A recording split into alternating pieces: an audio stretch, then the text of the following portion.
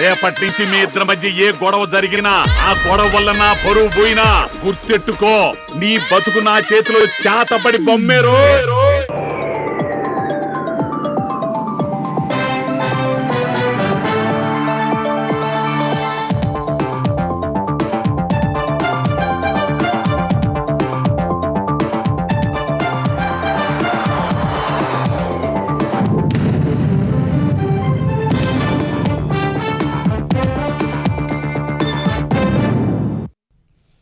నమస్కారం, ఈటీవీ న్యూస్కు స్వాగతం. ముందుగా ముఖ్యాంశాలు. దేశంలో మహిళా రిజర్వేషన్ల అమలుకు సిద్ధమైన ప్రణాళికలు. ఈ నెల 16న 3 బిల్లులను లోక్సభలో ప్రవేశపెట్టనున్న ఎన్డీఏ సర్కార్. గరిష్టంగా 850కి పెరగనున్న లోక్సభ స్థానాలు. మహిళలు, ఎస్సీ, ఎస్టీ రిజర్వేషన్లు ఖరారు చేయనున్న డీలిమిటేషన్ కమిషన్. మహిళా రిజర్వేషన్ల అమలులో జాప్యం తగదన్న ప్రధాని. 2029 నుంచి వర్తింపచేయాలనే సంకల్పంతో పనిచేస్తున్నామని స్పష్టీకరణ. డీలిమిటేషన్లో దక్షిణాదికి అన్యాయం జరగకుండా చూడాలన్న రేవంత్.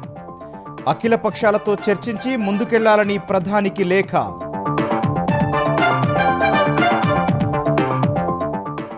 బీఆర్ఎస్ పాలనలో ఎస్సీ, ఎస్టీలకు తగిన ప్రాధాన్యం దక్కలేదన్న సీఎం. కాంగ్రెస్ ప్రజా పాలనలోనే సముచిత స్థానం కల్పిస్తున్నామని వెల్లడి. అమరావతిలో క్వాంటమ్ రెఫరెన్స్ ఫెసిలిటీస్ ప్రారంభించిన చంద్రబాబు. ఎస్ఆర్ఎం వర్సిటీ, మేధా టవర్స్లో అందుబాటులోకి టెస్ట్ బెడ్స్. క్వాంటమ్ టెక్నాలజీలో సాధికారతతో భవిష్యత్తును శాసించగలమన్న చంద్రబాబు. ప్రతి 1000 మందికి ఓ స్టార్టప్ సృష్టి లక్ష్యమని వెల్లడి. అమెరికా, ఇరాన్ మధ్య మరో విడత చర్చలకు ప్రయత్నాలు. ఇరు దేశాలు ప్రతిపాదనలు పంపినట్టు పాక్ వెల్లడి. ట్రంప్తో మోదీ ఫోన్ చర్చలు.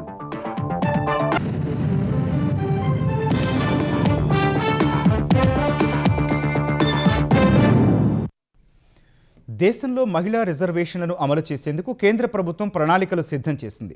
అందులో భాగంగా ఈ నెల 16న లోక్సభలో 3 కీలక బిల్లులు ప్రవేశపెట్టనుంది. నియోజకవర్గాల పునర్విభజన బిల్లు ప్రకారం లోక్సభ నియోజకవర్గాలు గరిష్టంగా 850కి చేరనుండగా అందులో రాష్ట్రాలకు 815, కేంద్రపాలిత ప్రాంతాలకు 35 ప్రతిపాదించింది. వాటిలో 33% మహిళా రిజర్వేషన్లు, ఎస్సీ, ఎస్టీ కోటాను డీలిమిటేషన్ కమిషన్ ఖరారు చేయనుంది. దేశంలోని చట్టసభల్లో మహిళలకు 33% రిజర్వేషన్లు కల్పించే 3 కీలక బిల్లులను కేంద్ర ప్రభుత్వం ఈ నెల 16న లోక్సభలో ప్రవేశపెట్టనుంది. కేంద్ర న్యాయశాఖ మంత్రి అర్జున్ రామ్ మేఘవాల్ 131వ రాజ్యాంగ చట్ట సవరణ బిల్లు, నియోజకవర్గాల పునర్విభజన బిల్లును లోక్సభలో ప్రవేశపెట్టనున్నారు. ఈ బిల్లుల ద్వారా లోక్సభ, రాష్ట్రాల అసెంబ్లీల సీట్ల పునర్విభజన జరగనుంది. లోక్సభలో ప్రస్తుతం 543 స్థానాలు ఉండగా ఆ సంఖ్యను గరిష్టంగా 850కి పెంచే అవకాశం ఉంది. ఇందులో రాష్ట్రాలకు 815 స్థానాలు, కేంద్రపాలిత ప్రాంతాలకు మరో 35 సీట్లు కేటాయించనున్నారు. తర్వాత ఈ చట్టం ప్రకారం లోక్సభ నియోజకవర్గాలపై డీలిమిటేషన్ కమిషన్ ఏర్పాటు చేయనుంది. సుప్రీంకోర్టు ప్రస్తుత లేదా మాజీ న్యాయమూర్తి స్థాయి వ్యక్తి చైర్మన్ గా ఈ కమిషన్ ఏర్పాటు కానుంది. ప్రధాన ఎన్నికల కమిషనర్ లేదా ఆయన ప్రతినిధి, సంబంధిత రాష్ట్ర ఎన్నికల కమిషన్ ప్రతినిధి సభ్యులుగా ఉంటారు. కమిషన్ కు సహాయ సహకారాలను అందించేందుకు ప్రతి రాష్ట్రం నుంచి 10 మందిని సభ్యులుగా తీసుకుంటారు. ఆ రాష్ట్రం నుంచి ప్రాతినిధ్యం వహించే 5 లోక్సభ సభ్యులు, 5 శాసనసభ సభ్యులను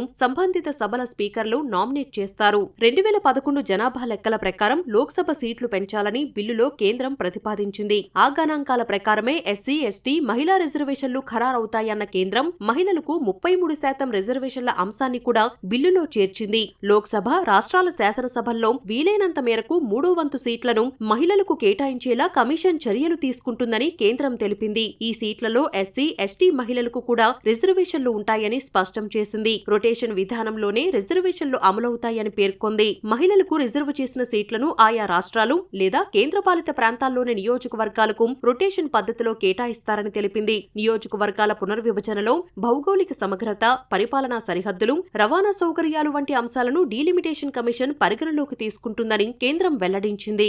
కేంద్రపాలిత ప్రాంతాల శాసనసభల్లో నియోజకవర్గాల పునర్విభజన, మహిళా రిజర్వేషన్ల అమలును సులభతరం చేసేందుకు చేసేందుకు ఉద్దేశించిన కేంద్రపాలిత ప్రాంతాల చట్టాల సవరణ బిల్లు 2026 ను కేంద్ర హోంమంత్రి అమిత్ షా లోక్సభలో ప్రవేశపెట్టనున్నారు. ఈ బిల్లు ద్వారా అసెంబ్లీలు ఉన్న ఢిల్లీ, జమ్మూ కశ్మీర్, పుదుచ్చేరికి సంబంధించిన 3 చట్టాలను సవరించనున్నారు. Government of union territories act 1963, government of national capital territory of Delhi act 1991, Jammu Kashmir పునర్వ్యవస్థీకరణ చట్టం 2019లో సవరణలు చేయనున్నారు. ఆయా శాసనసభల్లో నియోజకవర్గాల పునర్విభజన సహా 33% మహిళా రిజర్వేషన్ల అమలే లక్ష్యంగా ఈ సవరణలు చేయనున్నారు.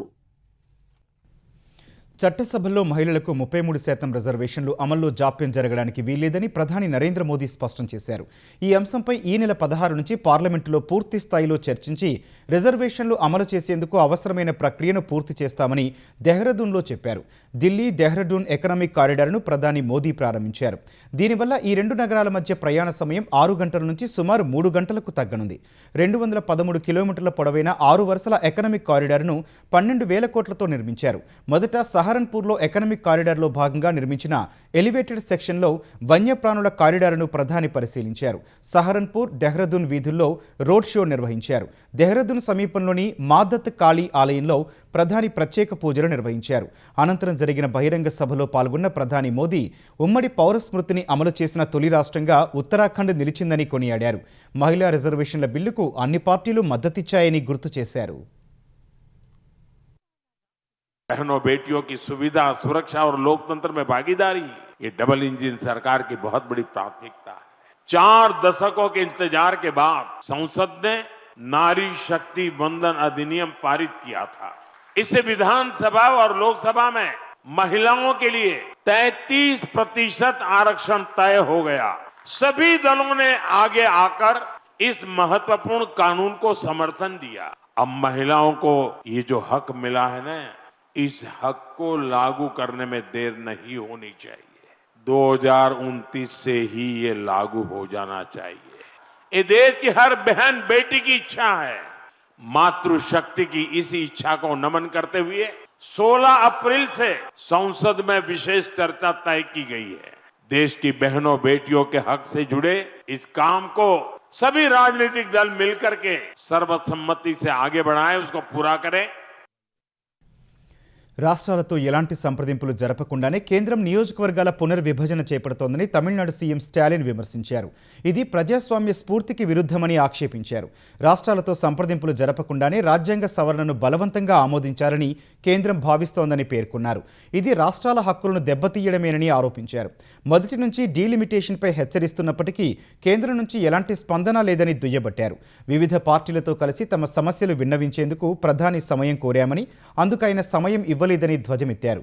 ఈ అంశంపై బాధిత రాష్ట్రాలతో కలిసి చెన్నైలో సమావేశం నిర్వహిస్తామని స్టాలిన్ తెలిపారు.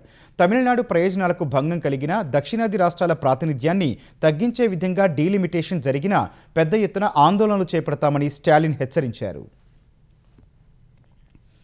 డీలిమిటేషన్ ప్రక్రియలో దక్షిణాది రాష్ట్రాలకు అన్యాయం జరగకుండా జాతీయ స్థాయిలో విస్తృత చర్చ చేపట్టాలని ముఖ్యమంత్రి రేవంత్ రెడ్డి ప్రధాని నరేంద్ర మోదీని కోరారు. ఈ మేరకు ప్రధానికి లేఖ రాసిన రేవంత్ రెడ్డి డీలిమిటేషన్పై అన్ని రాజకీయ పార్టీలతో భేటీ ఏర్పాటు చేయాలన్నారు. అన్ని రాష్ట్రాల అభిప్రాయాలు రాజకీయ పార్టీల ఏకాభిప్రాయంతోనే డీలిమిటేషన్పై ముందుకెళ్లాలని విజ్ఞప్తి చేశారు. చట్టసభల్లో మహిళా కోటాను వెంటనే అమలు చేయాలన్న రేవంత్ రెడ్డి ఈ అంశాన్ని లోక్సభ సీట్ల పెంపుతో ముడిపెట్టకూడదని కోరారు. లోక్సభ సీట్లను 850కి పెంచే ప్రతిపాదనను కేవలం జనాభా ప్రాతిపదికన చేపడితే దక్షిణాది రాష్ట్రాలకు అన్యాయం జరుగుతుందని లేఖలో తెలిపారు. అందుకే జనాభా నియంత్రణ, ఆర్థిక వృద్ధి సాధించిన రాష్ట్రాలు నష్టపోకుండా హైబ్రిడ్ మోడల్ను అనుసరించాలని సూచించారు. ఇప్పుడు పెరగనున్న నియోజకవర్గాల్లో సగం సీట్లు జనాభా ప్రాతిపదికన పెంచి మిగిలిన సగం సీట్లను జీఎస్డీపీ ప్రాతిపదికన పెంచాలని కోరారు. ఇదే సమయంలో కేంద్రం చర్యలకు వ్యతిరేకంగా నిలబడాలని తమిళనాడు, ఏపీ, కర్ణాటక సీఎంలు ఎంకే స్టాలిన్, చంద్రబాబు, సిద్ధరామయ్యలకు రేవంత్ లేఖలు రాశారు. డీలిమిటేషన్ ద్వారా దక్షిణాదికి అన్యాయం జరుగుతోందని అంబేద్కర్ జయంతి వేడుకల్లోనూ సీఎం ప్రజలకు వివరించారు. మహిళా రిజర్వేషన్ల అమలు ముసుగులో దక్షిణాది రాష్ట్రాలకు అన్యాయం చేసే ప్రక్రియ చేపడుతున్నారు. ప్రో రేటా ప్రకారం 543 సీట్లు ఈరోజు దేశంలో ఉంటే 50% సీట్లు 272 సీట్లు పెంచుతాం. ఏ రాష్ట్రంలో ఎంతుందో ఆ రాష్ట్రంలో అందులో సగం పెంచుతామని. ఇవాళ తెలంగాణలో 17 సీట్లుంటే 2 ఎస్టీలకు ఉన్నాయి, 3 ఎస్సీలకు ఉన్నాయి. ఇవి 30 సీట్లు అయితే ఎస్సీలకు 6 అవుతాయి, ఎస్టీలకు 4 అవుతాయి. కానీ అదే 25 అయితే ఇందులో తగ్గుతాయి. ఈ చిన్న లెక్క కేంద్ర ప్రభుత్వంలో మంత్రులుగా ఉన్న తెలంగాణ రాష్ట్రం నుంచి ప్రాతినిధ్యం వహిస్తున్న వాళ్లకు లెక్క తెలుస్తలేదా? ఏ లెక్కన మా కోటాను తగ్గిస్తారు? లోక్సభ నియోజకవర్గాల పునర్విభజనపై ముఖ్యమంత్రి రేవంత్ రెడ్డి చేసిన వ్యాఖ్యలను కేంద్ర మంత్రి కిషన్ రెడ్డి తప్పుబట్టారు. డీలిమిటేషన్తో దక్షిణాది రాష్ట్రాలకు తీవ్ర నష్టం జరుగుతుందని వితండవాదం చేసే ప్రయత్నం చేస్తున్నారని విమర్శించారు. ఇప్పుడు జనాభా ప్రాతిపదికన కాకుండా ప్రతి రాష్ట్రంలో 50% సీట్లు పెంచుతుంటే ఆ విషయంపైన తప్పుడు ప్రచారం చేస్తున్నారని మండిపడ్డారు. హైబ్రిడ్ విధానంలో సీట్లు పెంచే విధానం ప్రపంచంలో ఎక్కడా లేదన్న కిషన్ రెడ్డి తెలంగాణలో అసెంబ్లీ సీట్ల పెంపులో అదే విధానం అనుసరిస్తారా అని ప్రశ్నించారు. ఆర్థిక వృద్ధి సూచీ ప్రకారం వెళ్తే హైదరాబాద్ మినహా మిగిలిన జిల్లాల్లో సీట్లు తగ్గుతాయని తెలిపారు. అబద్ధాలు మాట్లాడి ప్రజలను తప్పుదోవ పట్టించవద్దని సీఎం రేవంత్ రెడ్డికి కిషన్ రెడ్డి విజ్ఞప్తి చేశారు. రేవంత్ రెడ్డి గారు చెప్తున్నది డాక్టర్ బాబాసాహెబ్ అంబేద్కర్ ఆలోచన విధానానికి విరుద్ధంగా ప్రతిపాదన. హైబ్రిడ్ నమూనా అంటే 50% ఏమో జనాభా ప్రాతిపదికన చేయాలంటే 50% సీట్లేమో ఆ రాష్ట్రాల అభివృద్ధి ఆధారంగా అంటే జీడిపి వృద్ధి రేట్ ఆధారంగా సీట్లు పెరగాలంటారు. ప్రపంచంలో కూడా ఈ రకమైనటువంటి ప్రతిపాదన ఎక్కడ కూడా లేదు. రేపు అసెంబ్లీ సీట్లు తెలంగాణలో జీడిపి వృద్ధి రేట్ ఆధారంగా చేయాలనుకున్నప్పుడు మరి ఆదిలాబాద్ కు సీట్లు తగ్గిస్తారా అని అడుగుతుంది. ఖమ్మంకి సీట్లు తగ్గిస్తారా? హైదరాబాద్ రంగారెడ్డి జిల్లాలో మాత్రమే సీట్లు పెంచుతాడా అసెంబ్లీకి? రేవంత్ రెడ్డి గారు చెప్పాలి. ముఖ్యమంత్రి రేవంత్ రెడ్డి రేపు సాయంత్రం ఢిల్లీ వెళ్లనున్నారు. 2-3 రోజులు ఆయన ఢిల్లీలో ఉండే అవకాశం ఉంది. డీలిమిటేషన్పై ఇండియా కూటమి సమావేశం, రాజ్యసభ సభ్యుడిగా వేం నరేందర్ రెడ్డి ప్రమాణ స్వీకార కార్యక్రమాల్లో సీఎం పాల్గొనే అవకాశం ఉన్నట్లు తెలుస్తోంది. ఈ పర్యటనలో రేవంత్ రెడ్డి, పలువురు మంత్రులు, ఎమ్మెల్యేలు, వరంగల్ జిల్లాకు చెందిన పలువురు పార్టీ నాయకులు ఈ ప్రమాణ స్వీకార కార్యక్రమానికి హాజరవుతారు. తెలంగాణ ప్రయోజనాలు, జాతీయ రాజకీయ సమీకరణాల మధ్య సమతౌల్యం సాధించే లక్ష్యంతో సీఎం ఢిల్లీ పర్యటన కొనసాగనున్నట్లు తెలుస్తోంది.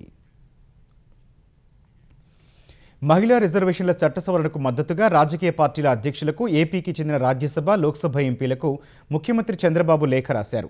2029 ఎన్నికల నుంచే మహిళలకు 33% రిజర్వేషన్ అమలు చేసేందుకు తెస్తున్న నారీ శక్తి వందన్ చట్ట సవరణ బిల్లుకు మద్దతు పలకాలని కోరారు. జనసేన అధ్యక్షుడు పవన్ కళ్యాణ్, బీజేపీ ఆంధ్రప్రదేశ్ అధ్యక్షుడు పీవీఎన్ మాధవ్, వైసీపీ అధ్యక్షుడు జగన్, పీసీసీ అధ్యక్షురాలు షర్మిల, సిపిఐ కార్యదర్శి జి ఈశ్వరయ్య, సిపిఎం కార్యదర్శి శ్రీనివాసరావుకు సీఎం లేఖలు రాశారు. మహిళలకు పార్లమెంటు, విధానసభల్లో 3వ వంతు రిజర్వేషన్లు కల్పించాలని ప్రధాని మోదీ సంకల్పాన్ని బలపరుద్దామని చంద్రబాబు విజ్ఞప్తి చేశారు. మరోవైపు మహిళా రిజర్వేషన్ల బిల్లుపై పార్లమెంట్లో చర్చ సందర్భంగా కూటమికి చెందిన మహిళా ఎమ్మెల్యేలు, ఎమ్మెల్సీలు, కార్పొరేషన్ల చైర్మన్లు ఢిల్లీ వెళ్లనున్నారు. మహిళా బిల్లుపై ఈ నెల 16న లోక్సభలో, 17న రాజ్యసభలో బిల్లు ఆమోదించే ప్రక్రియను అక్కడి గ్యాలరీలో కూర్చొని వీక్షించనున్నారు. రేపు సాయంత్రానికి అందరూ ఢిల్లీ చేరుకోవాలని మంత్రి నారా లోకేష్ ఇప్పటికే ఆదేశాలు జారీ చేశారు. క్వాంటం టెక్నాలజీలో సాధికారత సాధించిన దేశాలే భవిష్యత్తును శాసిస్తాయని సీఎం చంద్రబాబు స్పష్టం చేశారు. స్వదేశీ సాంకేతికతతో క్వాంటం కంప్యూటింగ్ హార్డ్వేర్ను పరీక్షించి సర్టిఫై చేసే సామర్థ్యం అమరావతికి లభించడం మైలురాయిగా అభివర్ణించారు. ఏఐ, క్వాంటం రంగాల్లో లక్షల మందిని నిపుణులుగా తీర్చిదిద్ది భవిష్యత్ ఆర్థిక వ్యవస్థకు బాటలు వేస్తున్నామని చంద్రబాబు వివరించారు. అమరావతి ఎస్ఆర్ఎం యూనివర్సిటీలో 1S ఓపెన్ యాక్సెస్ క్వాంటం ఫెసిలిటీని, మేధా టవర్స్లోని 1Q క్వాంటం ఫెసిలిటీని ముఖ్యమంత్రి చంద్రబాబు ప్రారంభించారు. ఈ 2 క్వాంటం టెస్ట్ బెడ్స్ ద్వారా క్వాంటం కంప్యూటింగ్ ఉపకరణాలను పరీక్షించి ధృవీకరించే సదుపాయం కల్పించామని తెలిపారు. ఈ ఆవిష్కరణతో దేశంలోనే క్వాంటం టెస్ట్ రిఫరెన్స్ ఫెసిలిటీ కలిగిన తొలి రాష్ట్రంగా ఆంధ్రప్రదేశ్ నిలిచిందన్నారు. -273 డిగ్రీల సెంటీగ్రేడ్ ఉష్ణోగ్రతలో పనిచేసే ఈ టెస్ట్ బెడ్స్ పరిశోధకులు, విద్యార్థులు, నిపుణులు, కంపెనీలకు ఉపయోగపడతాయని చెప్పారు. ఈ కార్యక్రమంలో నేషనల్ క్వాంటం మిషన్, డిఎస్టీ ప్రతినిధులు, ఐఐటి ప్రొఫెసర్లు, శాస్త్రవేత్తలు పాల్గొన్నారు. అంబేద్కర్ జయంతి, క్వాంటం డే రోజునే అమరావతిలో క్వాంటం యుగానికి శ్రీకారం చుట్టామని చంద్రబాబు సంతోషం వ్యక్తం చేశారు. Today we are launching Amaravati 1S and Amaravati 1Q. These are India's first open access quantum reference facilities. This is not only a scientific milestone, it is a milestone in national capability. We are moving from dependency to Atmanirbhar capability. We are proud to dedicate these 2 quantum reference facilities for the nation. I am proud they recognized Amaravati.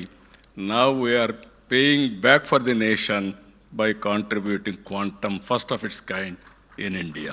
అమరావతిని quantum వ్యాలీగా అభివృద్ధి చేస్తూ దేశ సామర్థ్యాన్ని పెంచుతున్నామని చంద్రబాబు తెలిపారు. Data సెంటర్లో AI మౌలిక వసతులను త్వరలో ప్రారంభిస్తామని, గూగుల్ నుంచి భారీ పెట్టుబడులు రానున్నాయని సీఎం వివరించారు. We are working one family, one entrepreneur. We aspire to create one startup for every 1,000 population. Quantum has a special role in this larger stack. It can accelerate drug discovery, material science, secure communications, defense simulation, weather and climate modeling, energy optimization, financial modeling, financial security, and advanced manufacturing. We are ready to skill 45 lakh youth of AP in quantum, AI, data security, and deep technologies. We want AP to become a place where frontier technologies are not only discussed but developed, demonstrated, and deployed. AI quantum రంగాల్లో దేశానికే హబ్గా అమరావతి మారుతుందని ఈ కార్యక్రమానికి హాజరైన కేంద్ర శాస్త్ర సాంకేతిక సలహాదారు అజయ్ కుమార్ సూద్ అన్నారు. వైసీపీ ఉన్మాదం ఉగ్రవాదం కంటే ప్రమాదకరంగా మారిందని ఆంధ్రప్రదేశ్ సమాచార శాఖ మంత్రి కొలుసు పార్థసారథి ధ్వజమెత్తారు. వైసీపీ నేతలు చట్టాన్ని తమ చేతుల్లోకి తీసుకుంటున్నారని మండిపడ్డారు. వైసీపీ అరాచకాలపై ప్రజలు తిరగబడే రోజు దగ్గరలోనే ఉందని హెచ్చరించారు. సోషల్ మీడియా వేదికగా అసభ్యకర పోస్టులతో వైసీపీ నేతలు పైశాచిక ఆనందం పొందుతున్నారని ఆయన విమర్శించారు. వైసీపీ హయాంలో మహిళలపై దాడులు జరిగినా పట్టించుకోలేదన్నారు. కూటమి ప్రభుత్వం రాష్ట్రంలో తిరిగి శాంతిని నెలకొల్పుతుందని మంత్రి పార్థసారథి వివరించారు. ఉగ్రవాద సంస్థలకి, ఉగ్రవాద సంస్థల నాయకులకి, ఉగ్రవాద సంస్థల భావజాలానికి, వైఎస్ఆర్ కాంగ్రెస్ పార్టీకి, వైఎస్ఆర్ కాంగ్రెస్ పార్టీ నాయకులు వారి భావజాలానికి ఏమిటి తేడా అని చెప్పేసి చర్చించుకుంటూ ఉన్నారు. సీనియర్ పార్లమెంట్ సభ్యులు మితిన్ రెడ్డి గారు జగన్మోహన్ రెడ్డి గారు ఏమి చెప్తే అది చేస్తాం, ఆత్మాహుతి దళంగా పనిచేస్తాం అని చెప్తా ఉంటే వైఎస్ఆర్ కాంగ్రెస్ పార్టీ ఒక రాజకీయ పార్టీయా లేకపోతే ఉగ్రవాద సంస్థ అని చెప్పేసి నాకు అర్థం కావట్లేదని చెప్పేసి మనం చేస్తాను. ఆంధ్రప్రదేశ్లో ఇంటర్ ఫలితాలు రేపు విడుదల కానున్నాయి. రేపు ఉదయం 10:31 ఇంటర్ మొదటి, రెండో ఏడాది ఫలితాలు విడుదల చేయనున్నట్లు విద్యాశాఖ మంత్రి నారా లోకేష్ వెల్లడించారు. వెబ్సైట్తో పాటు వాట్సాప్లో మనమిత్రకు సందేశం పంపడం ద్వారా ఫలితాలు తెలుసుకోవచ్చని లోకేష్ తెలిపారు.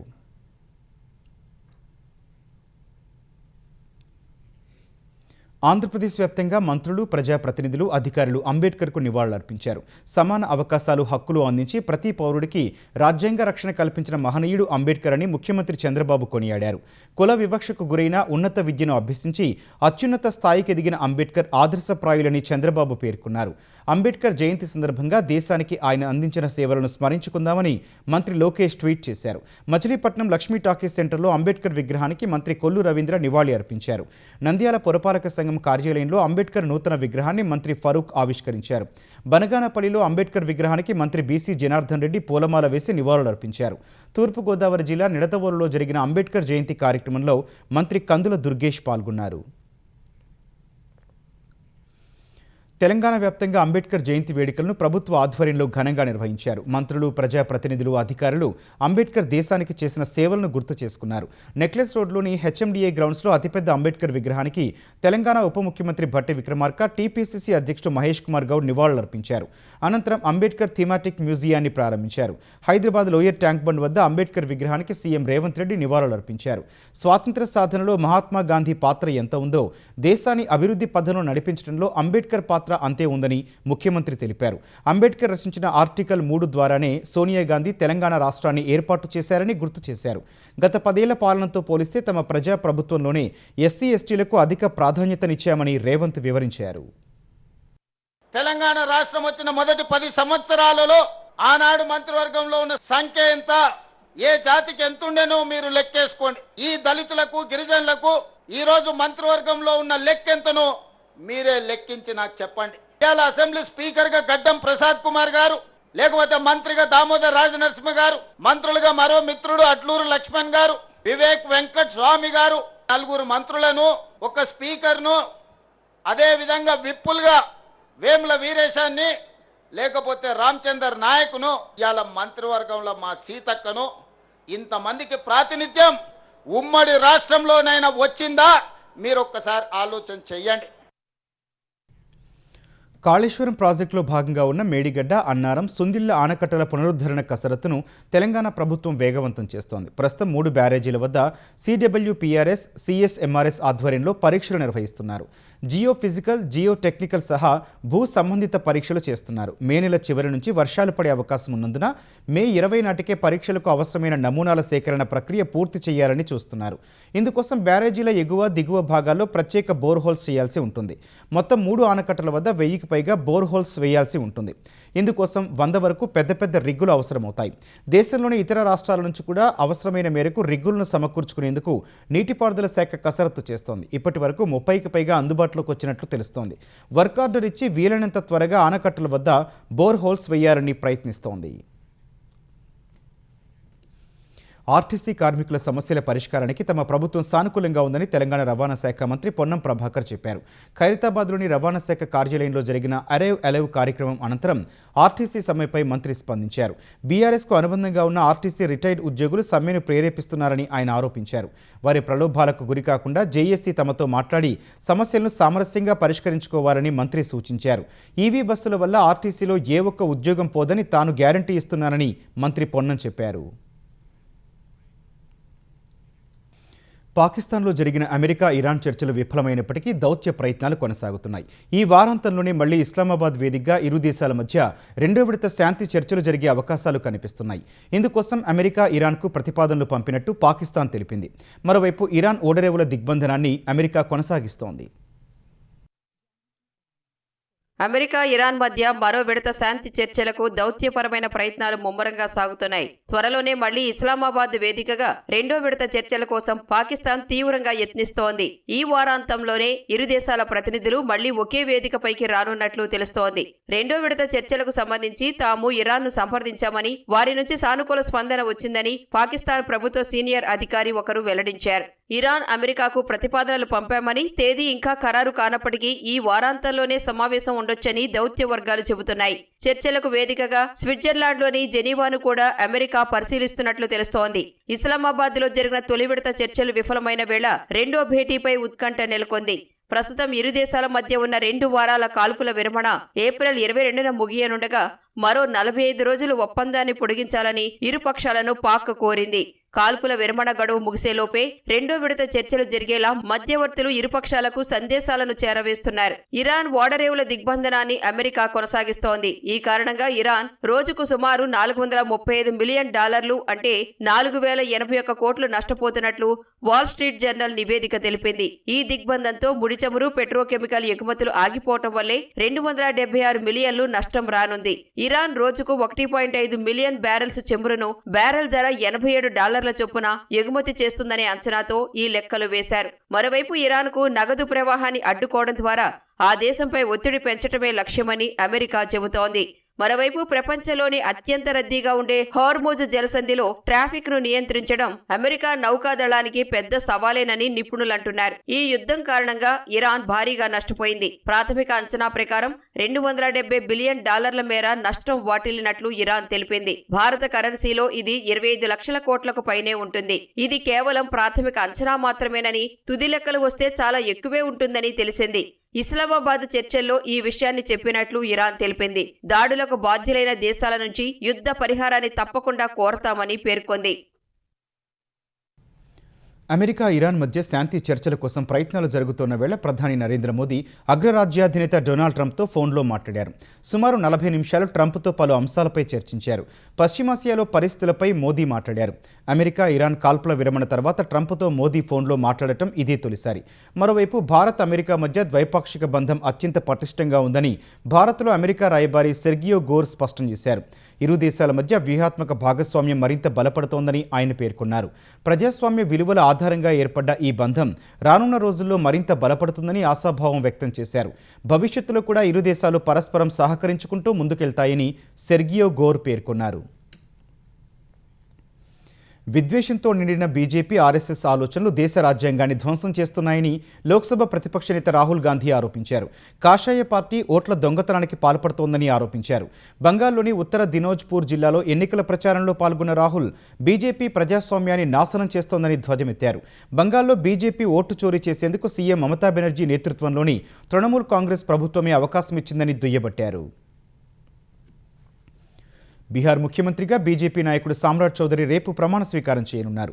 దాదాపు 21 ఏళ్లు బీహార్ సీఎంగా పనిచేసిన నితీష్ కుమార్ రాజ్యసభకు ఎన్నికైనందున నేడు ముఖ్యమంత్రి పదవికి రాజీనామా చేశారు.